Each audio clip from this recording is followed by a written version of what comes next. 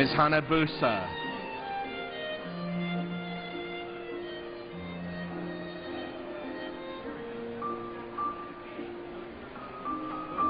Ms. Hanabusa votes aye. Mr. Palazzo. Mr. Palazzo votes no. Mr. Roscom. Mr. Roscom votes no.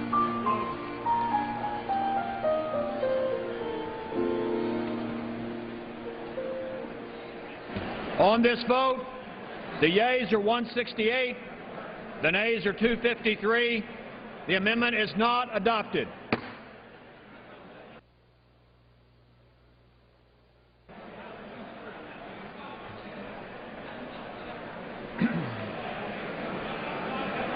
The question is on the committee amendment in the nature of a substitute as amended. Those in favor say aye. Those opposed, no. The ayes have it. The amendment is adopted. Accordingly, under the rule, the committee rises.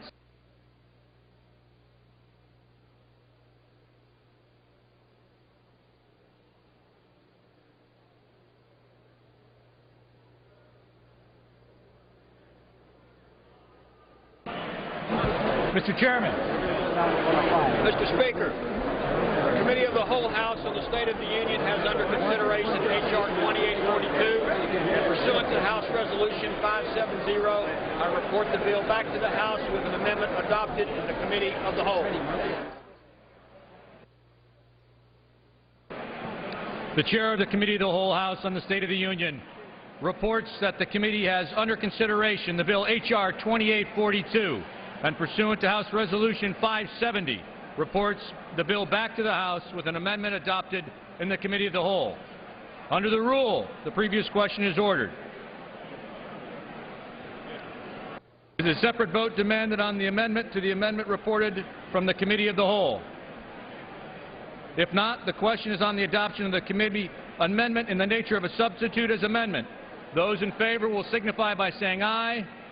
Those opposed, no. The ayes have it. The amendment is agreed to. The question is on engrossment and the third reading of the bill. Those in favor will signify by saying aye. Those opposed, no. The ayes have it. Third reading. A bill to authorize all Bureau of Reclamation conduit facilities for hydropower development under federal reclamation law and for other purposes.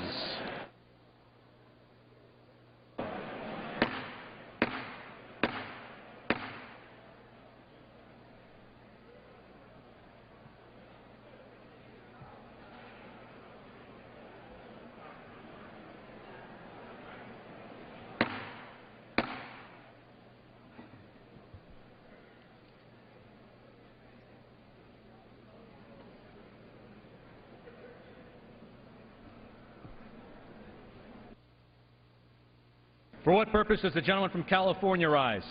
I have a motion at the desk. Is the gentleman opposed to the bill? In its present form, yes. The gentleman qualifies. The clerk will report the motion. Mr. Garamendi of California moves to recommit the bill H.R. 2842 to the Committee on Natural Resources with instructions to report the same back to the House forthwith with the following amendment. At the end of the bill, add the following. Section 3, make it in America. Any lease of power privilege offered pursuant to this Act or the amendments made by this Act shall require that all material used for conduit hydropower generation be manufactured in the United States.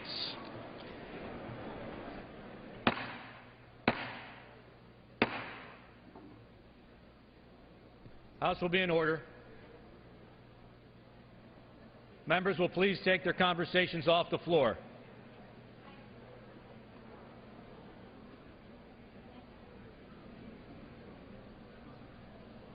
Mr. Speaker. The gentleman from California is recognized for 5 minutes. Thank you, Mr. Speaker. Mr. Speaker, my colleagues, those of you that are addicted to late-night C-SPAN, you may have noticed this placard which we've used for the last year. If you're not addicted to late-night C-SPAN, then let me inform you what this is all about. This is about rebuilding the American manufacturing sector.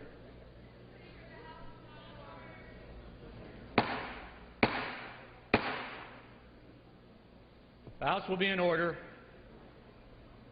Members are encouraged to take their conversations off the floor.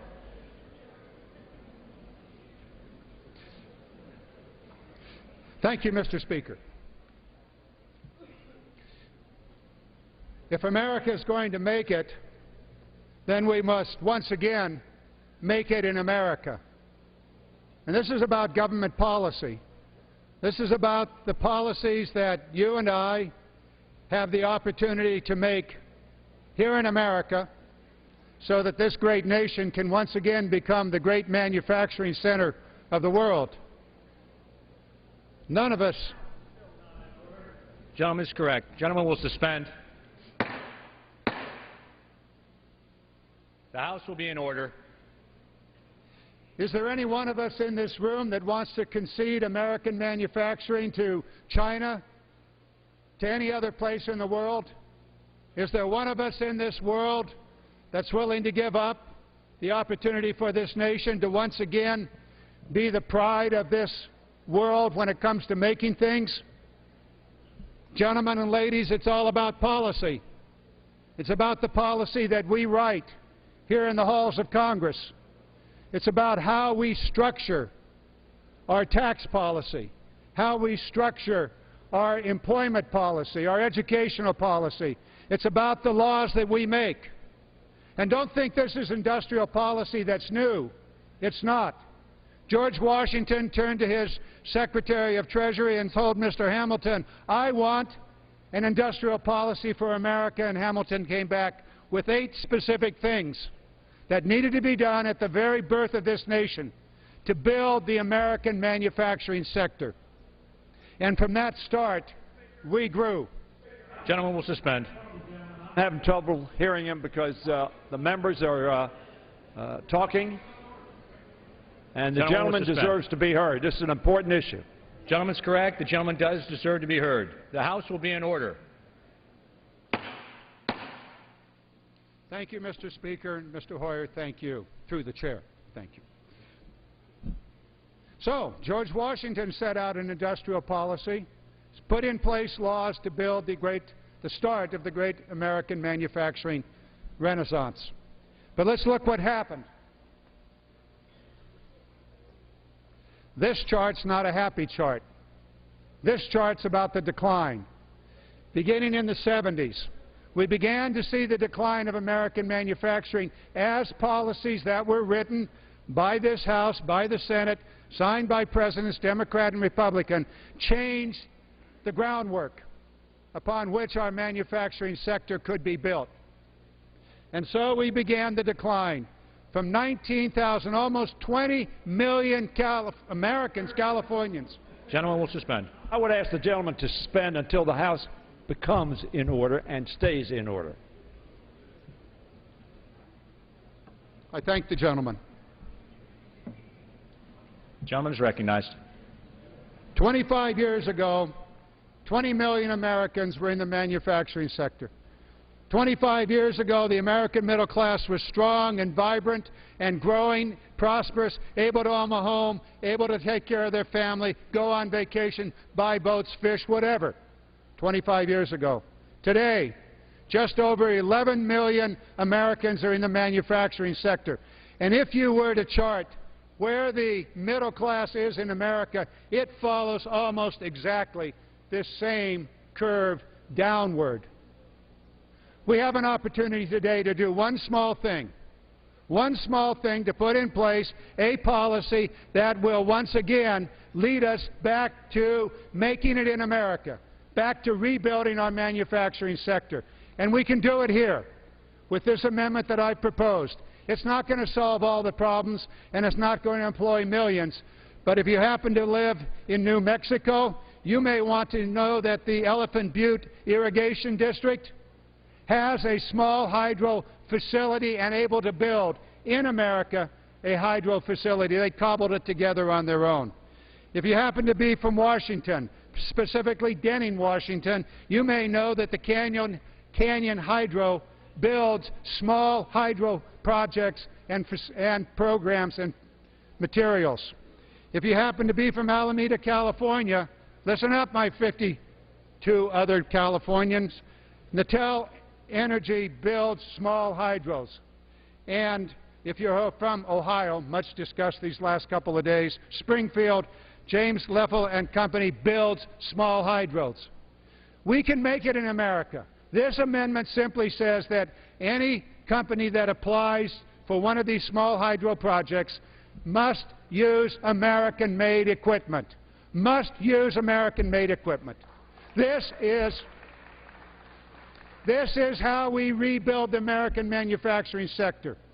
Piece by piece, law by law, laws like this that require in the public works that we buy America, that we build America, and that we return the great American middle class back to where it should be, at the top of the heap, not at the bottom and not declining. So, gentlemen and ladies, it's up to us. This is our policy opportunity, in one small way, in one small hydro project, to simply say, do it, but use American-made equipment. We can, once again, make it in America. And Americans can make it when we have policies in place. Mr. Speaker, I ask for an aye vote on this important, small, critical amendment. Gentleman yields back. For what purpose does the gentleman from Washington seek recognition? Mr. Speaker, I rise in opposition to the motion to recommit. The gentleman is recognized for 5 minutes. Mr. Speaker, the House is not in order.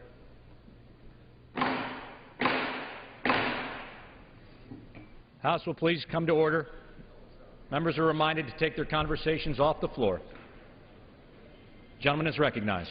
Thank you, Mr. Speaker. Mr. Speaker, I first want to note that the author of the motion to recommit voted for the bill out of committee without this amendment. So there certainly is some basis of support for this amendment. But I find it very, very ironic that we continue to have what I consider impediments to job creation in this country made by the other side. Because the other side has generally, not everybody, to the credit of some of those that understand energy creation, but generally they oppose all American energy. Look at the vote on developing the resources in the Outer Continental Shelf. Look at the vote on developing resources in Alaska. Look at the vote to developing resources in the Intermountain West. They have always been generally opposed to it on that side of the aisle. So now we have here in front of us a bill that would create American energy, and they want to put another qualification on it. Now the gentleman, as a matter of fact, when in the debate, he did somewhat mischaracterize, because the amendment says materials. Materials. We don't mind, for example, one example, all of the rare earth we need for high technology. We have to import it. And yet he would have us do it here when we don't even have a source for those materials. That's what this bill says. So finally, Mr. Speaker, let me just tell you what this bill does. Would the gentleman yield? I will not yield. The gentleman has 5 minutes to make his case. Let me just tell you what this bill does. This bill creates American jobs with American energy at no cost to the taxpayer. What else do you need to say? Vote against the motion to recommit. I yield back my time. Gentleman yields back. Without objection, the previous question is ordered. The question is on the motion to recommit. Those in favor will signify by saying aye. Aye. Those opposed, no. No. In the opinion of the chair, the noes have it. Request a recorded vote. A recorded vote is requested. Those favoring a recorded vote will rise. A sufficient number having risen, a recorded vote is ordered. Members will record their vote by electronic device. Pursuant to Clause 8 and Clause 9 of Rule 20, this 15-minute vote on the motion to recommit will be followed by 5-minute votes on the passage of the bill. If ordered, ordering the previous question on House Resolution 572 and adoption of the House Resolution 522 if ordered. This is a 15-minute vote.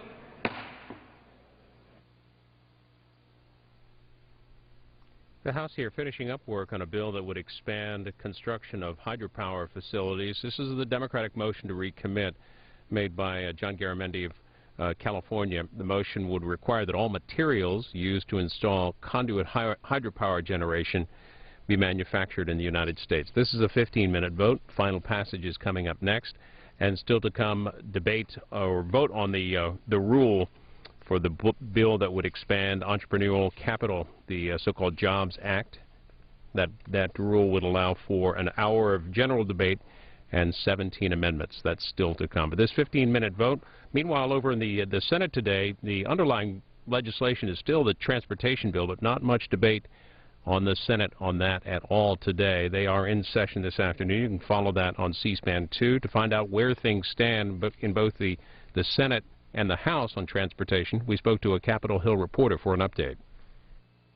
We're joined by Fawn Johnson, contributing correspondent for National Journal. All the news about the Surface Transportation Reauthorization Bill seems to be coming out of behind-the-scenes discussions. What are you tracking today?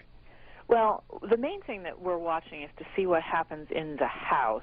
They have been having trouble figuring out just how to get a large surface transportation bill through their caucus, and there's been some questions about whether or not they would have a long-term bill, which would be about 5 years, or whether they would have to shorten it to as short as 18 months.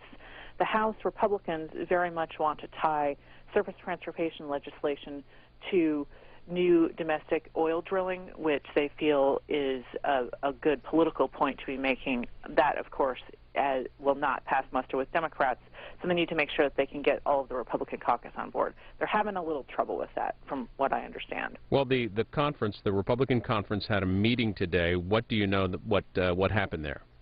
As I understand it, House Speaker John Boehner told the members that the only option that would actually pass the House with the help of the Democrats is a bipartisan bill that's being debated in the Senate right now. And he put forward the other options that are on the table, asking them to please decide which one they would like to go for. They may be going back to the drawing board and trying to do what they did a couple of weeks ago, which is to pass a longer-term bill without a measure that had some difficulties with some members of the caucus about transit. So the idea is a 5-year bill to reauthorize the federal highway program, keeping mass transit in it for the time being, and then using energy drilling to pay for the shortfall that won't be made up with the Highway Trust Fund. They had trouble with that a couple of weeks ago, so it's not clear to me exactly what's different now, but they seem to be thinking that they can muster some votes over the recess that they have next week. Why did the Speaker pull Representative John Mica, the House Transportation Committee chairman, off to replace him with Bill Schuster in the negotiations on this? Well, I think there was a little bit of confusion about whether he actually pulled him off. Technically, John Mica is still on the bill, and he will be the sponsor of whatever actually passes out of the House, unless they just decide to punt and take the Senate bill.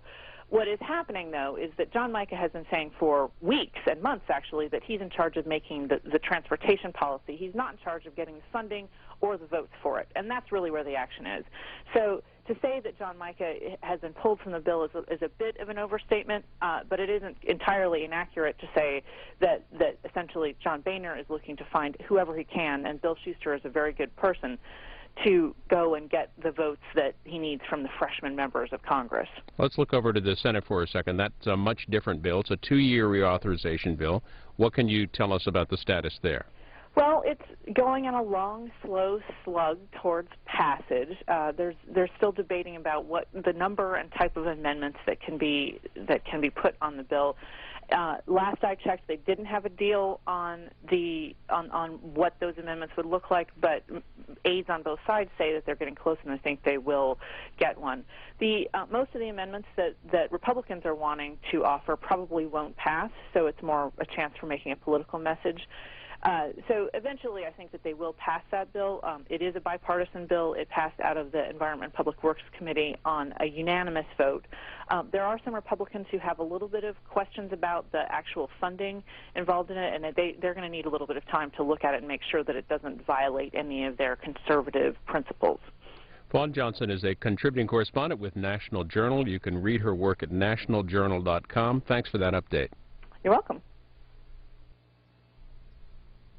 And on the House floor now, a vote on a motion to recommit on a bill that would authorize conduit facilities under the Bureau of Reclamation to expand hydropower development. The motion to recommit would require that all materials used in hydropower construction be manufactured in the United States. This is a 15-minute vote.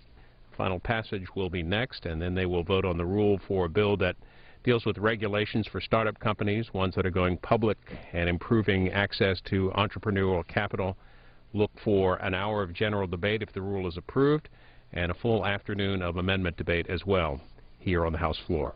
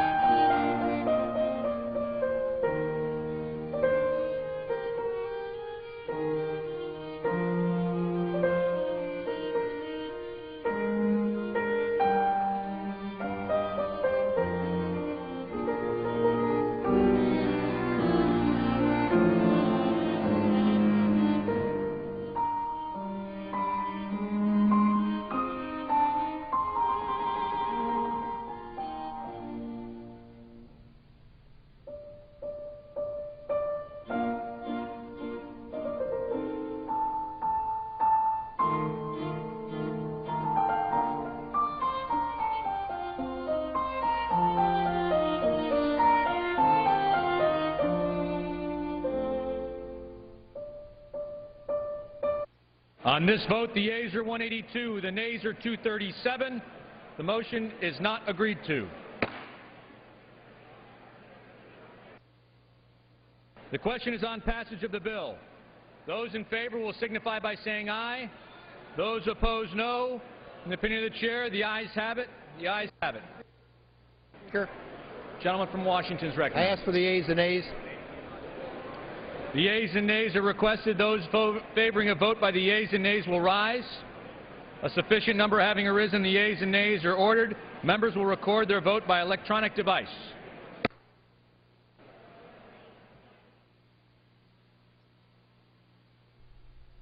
And this is final passage on a bill they started yesterday, which would expand development of federal hydropower facilities. 5-minute vote.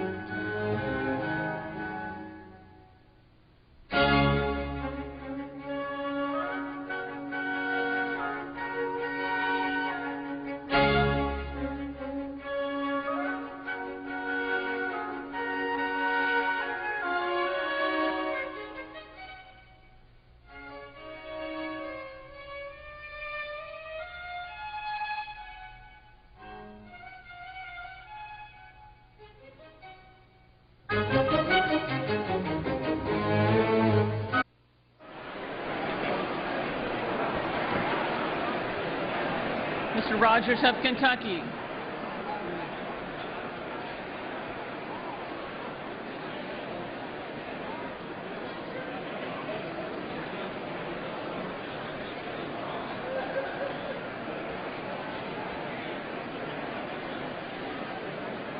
Mr. Rogers of Kentucky votes aye. Mr. Brown of Georgia. Mr. Brown of Georgia votes aye.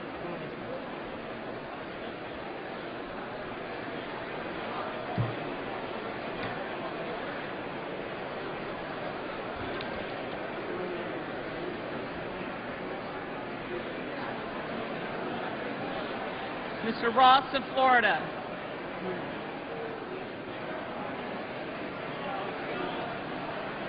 Mr. Ross of Florida votes aye.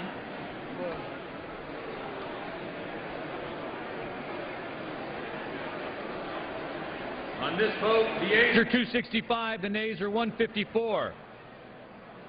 The bill is agreed to. Without objection, the motion to reconsider is laid upon the table.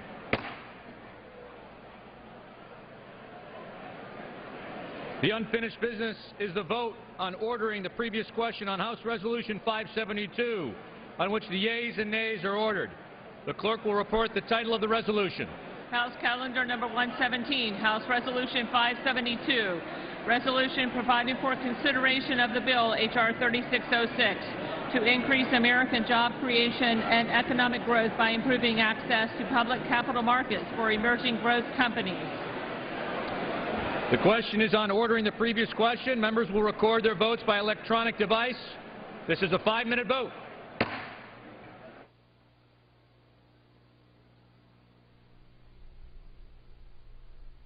By a vote of 255 to 154, the House passes a bill to expand hydropower facilities in the U.S.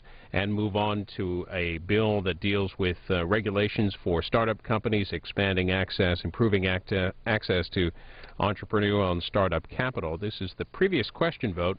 Vote on the rule is coming up next. This previous question vote, Democrats urging their members to vote no so that Gerald Polis of Colorado can offer his amendment to the rule, which deals with gas prices and oil company taxes. This is at a hearing today. Republicans and oil industry leaders called for more U.S. production. The Associated Press says that Jack Gerard, the CEO of the American Petroleum Institute, testified today before a House Energy panel that the nation has vast energy resources that aren't being fully tapped. Meanwhile, the AP writes, Democrats said oil production is up since President Barack Obama took office.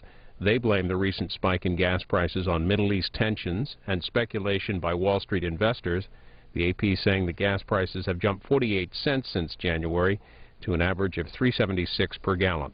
So this 5-minute vote on the previous question, a vote on the rule, is coming up next.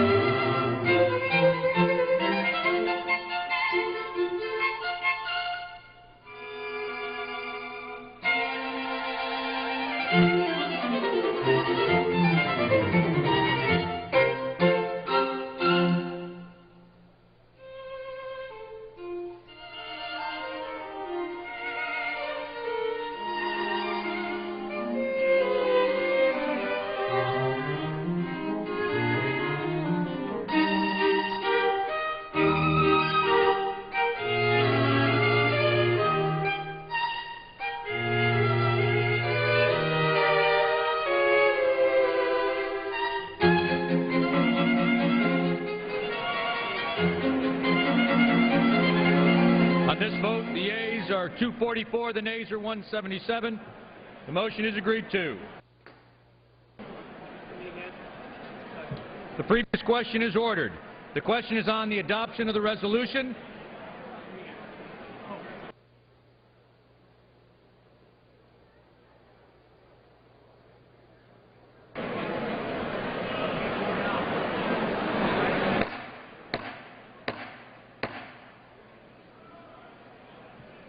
The House will be in order.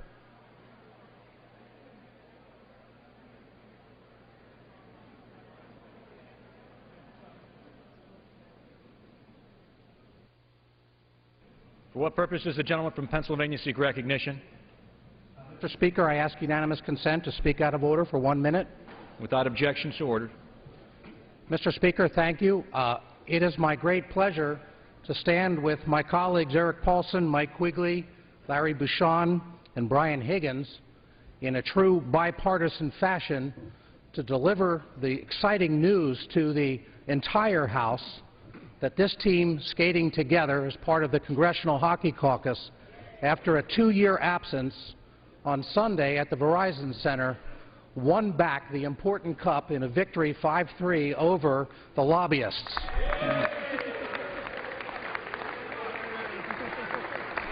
Now it's tough enough skating together, but Quigley's awfully chippy, and we have to watch his back. There's absolutely no question about that. But, Mr. Speaker, this is a great game for the spirit of the conference, but in all honesty,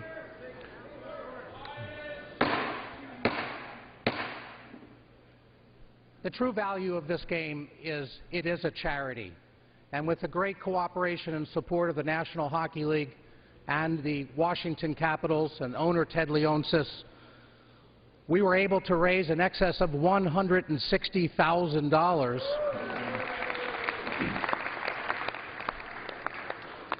And those dollars first will be dedicated to support a program that the National Hockey League has, which is called Hockey is for Everyone. And that is to bring the game of hockey to inner-city youth who would otherwise not have an opportunity. More significantly, Mr. Speaker, in cooperation with the National Hockey League, and for the first time, there has been a commitment that has been made. Part of these proceeds will be matched with commitments that will, with Gary Bettman, the commissioner of the National Hockey League, to support scholarships now for the Thurgood Marshall Scholarship Fund. To the College Fund, they will help support 4-year scholarships to one of the 47 public historically black colleges and universities for an inner-city youth. So we are excited and grateful to be part of it. I turn it over and yield to my friend, Mr. Quigley. Thank you, Mr. Speaker. I want to thank the lobbyists for the game, Nick Lewis, who helped organize this. The game did get a little chippy, that's true, but it has no connection with the 20-point lobbying reform measure that we're putting out tomorrow. I also want to thank the staff who helped carry this older team of guys, our captain, Tim Regan, right over here, for helping us win this game and bring back the cup and beat back the evil horde. Thanks to everyone.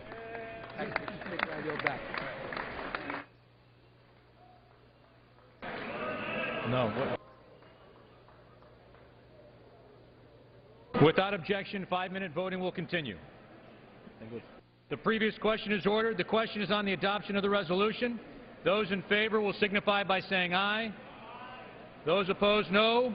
The ayes have it.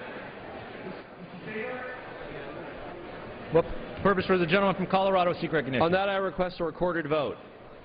A recorded vote is requested. Those favoring a recorded vote will rise. A sufficient number having arisen, a recorded vote is ordered. Members will record their vote by electronic device. This is a 5-minute vote.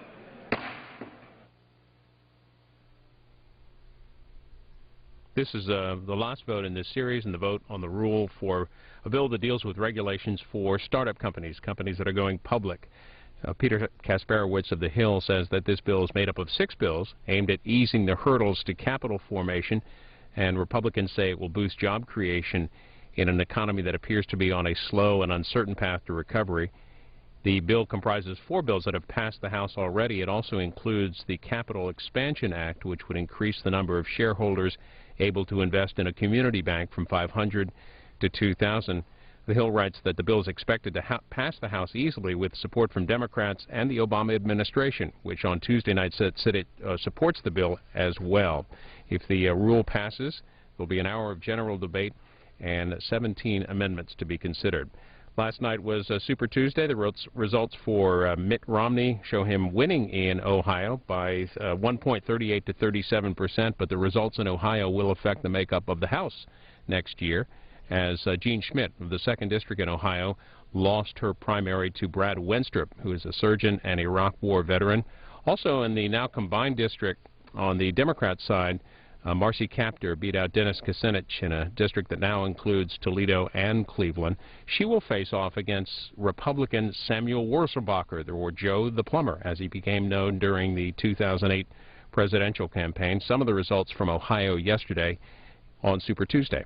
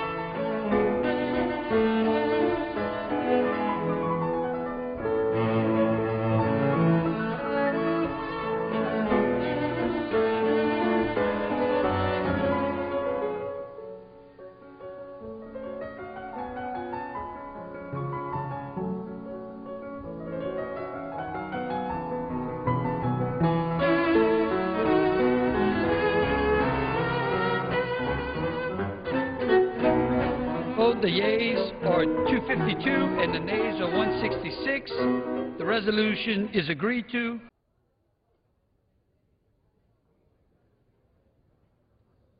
For what purposes does the gentleman for Alabama seek recognition?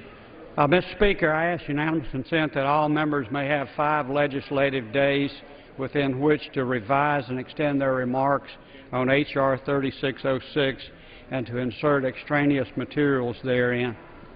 Objection so ordered. Pursuant to House Resolution 572 and Rule 18, the Chair declares the House in the Committee of the Whole on the State of the Union for consideration of H.R. 3606. The Chair appoints the gentleman from Illinois, Mr. Dole, to preside over the Committee of the Whole.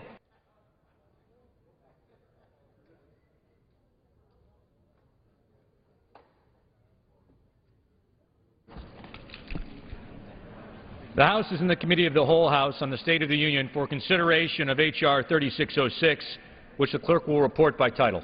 A bill to increase American job creation and economic growth by improving access to the public capital markets for emerging growth companies. Pursuant to the rule, the bill is considered read the first time. The gentleman from Alabama, Mr. Baucus, and the gentleman from Massachusetts, Mr. Frank, each will control 30 minutes. The Chair recognizes the gentleman from Alabama. Thank you, Mr. Speaker. Mr. Speaker, I yield myself 4 minutes. The gentleman is recognized for 4 minutes. Mr. Speaker, I rise in strong support of the Jobs Act and urge my House colleagues to approve this bill with an overwhelming bipartisan support. This is a legislative package that we believe will help jumpstart our economy by creating new growth opportunities for America's small businesses, for startup companies, and for entrepreneurs.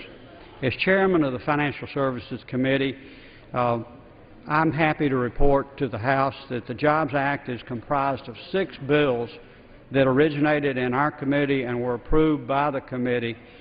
I'm also proud that these 6 bills received overwhelming, strong bipartisan support in our committee.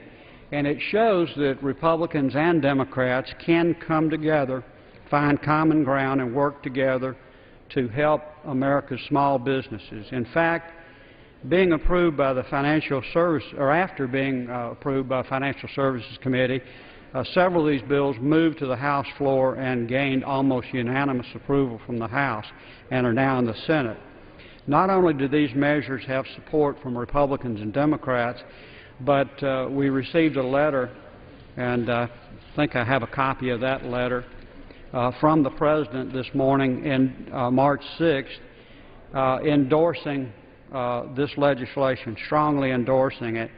So it's not only has the support of Republicans, Democrats, but also the President and the leadership. A consistent observation I think I've heard and many others have heard is that from our business community is that the federal government is making it hard for them to expand and hire new workers with all its new regulations, mandates, and spending, as well as those not so new regulations. We've not recovered from this recession as quickly as we have from past recessions, and the reason is that we have not gotten the job growth that we had hoped.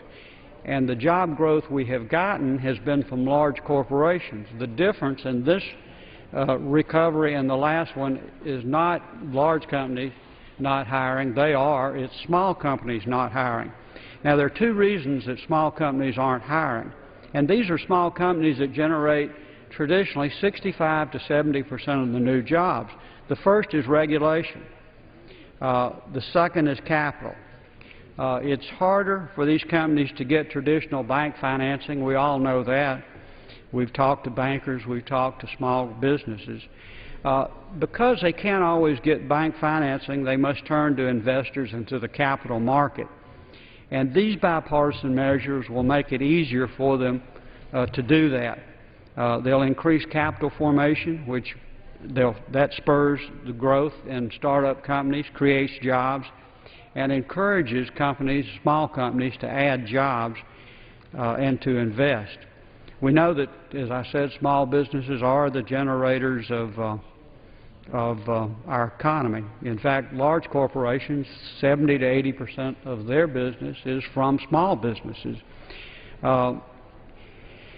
That's why we as Congress, hearing from our constituents, must cut the red tape that prevents our small businesses and entrepreneurs, the same people that created Google, that created Apple, that created a lot of our biotech companies, which are today, they were small businesses, now they're the growth businesses. They're creating the most jobs. And this legislation will give them the freedom to access capital, to hire workers and grow jobs. I want to commend, and I want to talk about just one of these bills, and that's the bill that came out of our committee with strong bipartisan support. And I want to commend three gentlemen, the gentleman from Tennessee, Mr. Fincher, the gentleman from Delaware, Mr. Carney, and Mr. Himes, who crafted it. It allows the IPO market, which has been in a funk, to come back and create small companies and allow them to capitalize. Thank you, Mr. Speaker, for the time you've given me.